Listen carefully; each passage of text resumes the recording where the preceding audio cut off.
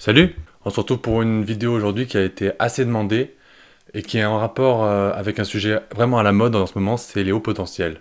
Donc aujourd'hui je vais pas vraiment parler des hauts potentiels, je vais parler de l'intelligence. C'est très important d'en parler avant de parler des hauts potentiels parce que sinon on va rien comprendre. En fait c'est surtout les hauts potentiels que vous avez demandé, mais l'intelligence je sais que ça peut en intéresser certains. Donc si cette vidéo t'intéresse, si tu as aimé celle-ci et que tu veux voir la prochaine sur les hauts potentiels, abonne-toi pour pas la louper et like celle-ci pour qu'elle soit vue. Alors pour en savoir plus sur l'intelligence, laissez-moi vous en parler. Alors pour commencer, l'intelligence, on sait pas ce que c'est. Voilà. Enfin on a essayé de donner des définitions dans l'histoire de la psychologie, mais aujourd'hui c'est pas clair. Je te le dis. Bon, même si c'est pas clair, on a essayé de la mesurer. Parce qu'on en avait besoin, tu vois, pour expliquer les différences entre les individus, on avait besoin de mesurer l'intelligence. Donc même si on savait pas vraiment ce que c'était, on l'a quand même fait. Donc il y a toujours eu, et il y a toujours ce petit dilemme entre comment mesurer l'intelligence et ce qu'est l'intelligence même. Et il y a des scientifiques, ils ont un pet au scaphandre, ça a été le but de leur vie de trouver ce qu'est l'intelligence et comment la mesurer. Tu vois, il y en a un d'entre eux qui s'appelait Binet, et lui, son truc, c'était l'intelligence. Donc ça a été un des premiers à proposer un test pour la mesurer. Et quand on lui a demandé c'est quoi l'intelligence ? Il a dit ferme ta gueule. Enfin non, mais l'intelligence, c'est ce que mesure mon test. Voilà. Donc bon, tu vas pas t'en contenter de ça. Tu vas pas aller chercher sur Google test de Binet, puis le lire, si tu le trouves, et en déduire une définition d'intelligence. Je vais essayer de t'aider. On s'accorde à dire en fait que c'est la capacité à nous adapter aux situations nouvelles de la vie. Il y a une jolie citation de Piaget qui dit « L'intelligence, c'est pas ce qu'on sait. C'est ce qu'on fait quand on ne sait pas. » Je trouve ça assez joli. Et en fait, ça explique pourquoi les mecs qui ont des super bonnes notes à l'école et qui connaissent toutes les dates de l'histoire, qui connaissent les propriétés en maths par cœur, les formules, machin, ils ont des super notes. Et quand tu les mets face à une situation nouvelle au quotidien, ils se mettent à bégayer, tu vois. Ils saignent du nez et ils se font caca dessus. On en a tous un dans notre collège ou lycée, un mec qui est con comme un tuyau, puis dès qu'il est face à ses contrôles ou quoi, il a des meilleures notes que toi. Putain, c'est chiant ça. Enfin bon, au moins ça te montre à quel point l'intelligence c'est quelque chose de compliqué et qu'on comprend pas vraiment. Et il y a un truc très important avec ça, c'est que l'intelligence est un concept qu'on ne peut pas observer directement. En fait, c'est un peu caché, et ça s'exprime dans nos performances, je sais pas, nos performances dans les situations nouvelles. Donc après, bien sûr que l'intelligence peut se voir dans les notes à l'école, je suis pas en train de dire que c'est pas le cas. Mais il y a des trucs d'apprentissage par cœur qui n'ont rien à voir avec ça. C'est des connaissances. Mais ça exprime un peu l'intelligence. C'est un peu comme un tremblement de terre, tu vois. Tu sais pas vraiment ce qui se passe au centre de la Terre, mais tu sais qu'à la surface, ça tremble. Mais tu sais pas trop d'où ça vient. C'est un exemple pourri, mais j'ai trouvé que ça.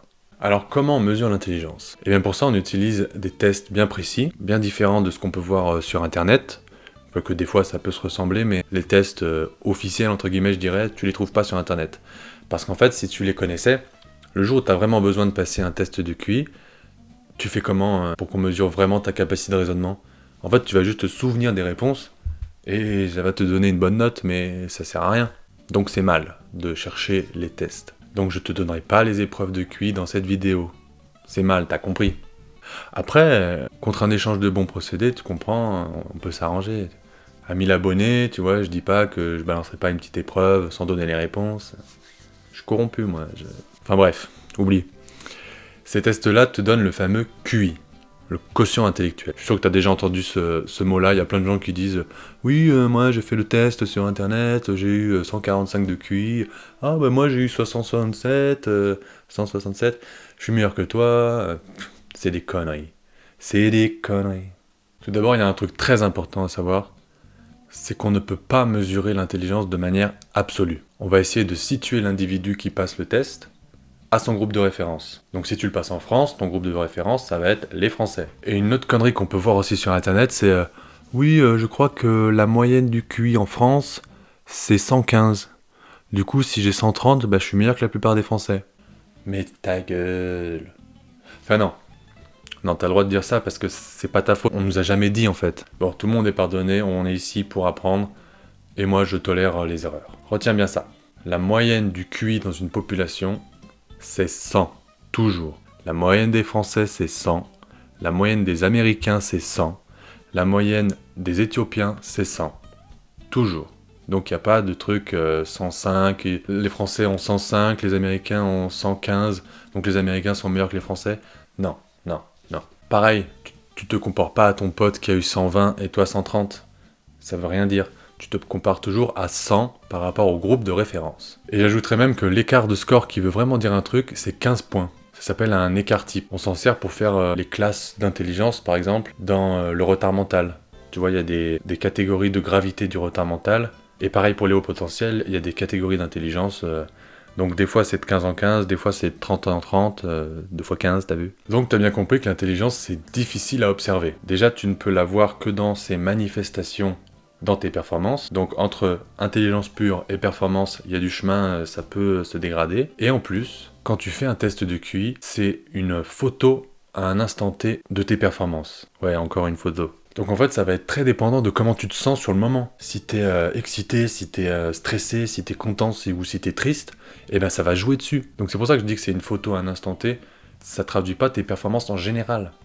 Donc en prenant en compte tous ces facteurs, le fait que ça soit que des performances, pas l'intelligence pure, et qu'en plus ça soit dépendante de comment tu te sens sur le moment, pour te dire que ça mesure vraiment ton intelligence, faut se mouiller quoi. Hein. Donc on a quand même parlé de pas mal de choses sur l'intelligence, même si j'avais prévu de dire d'autres choses. Je pense que la vidéo va déjà être assez longue. Donc comme j'avais promis que je ferais une vidéo sur les hauts potentiels, je la ferai la prochaine fois avant de reparler d'intelligence, de redire les choses que je n'ai pas dites là. Je la ferai peut-être pas tout de suite après, parce que j'avais prévu d'autres vidéos aussi qui sont pas en rapport avec l'intelligence. Mais je referai peut-être une troisième vidéo sur l'intelligence pour dire ce que j'ai pas pu dire. Alors garde bien tout ça en tête quand tu parleras d'intelligence avec les autres. Et ne t'attarde pas trop sur la valeur du QI. T'as bien compris que c'est bien utile parce qu'il faut mettre les gens dans des cases, mais ça veut pas dire grand chose. Je pense que tu l'as compris. Alors voilà, n'hésitez pas à réagir à cette vidéo. Ça m'intéresse de savoir si c'était pas trop compliqué, si c'était accessible à tout le monde et si c'était intéressant. Abonnez-vous pour pas louper la vidéo sur les hauts potentiels. C'est un sujet à la mode et il faut que vous sachiez en parler quoi, si ça vous intéresse. N'oubliez évidemment pas de mettre un petit pouce vers le haut à la vidéo. Et puis c'est le moment de vous laisser et de vous dire à bientôt pour de nouvelles folies. Ciao!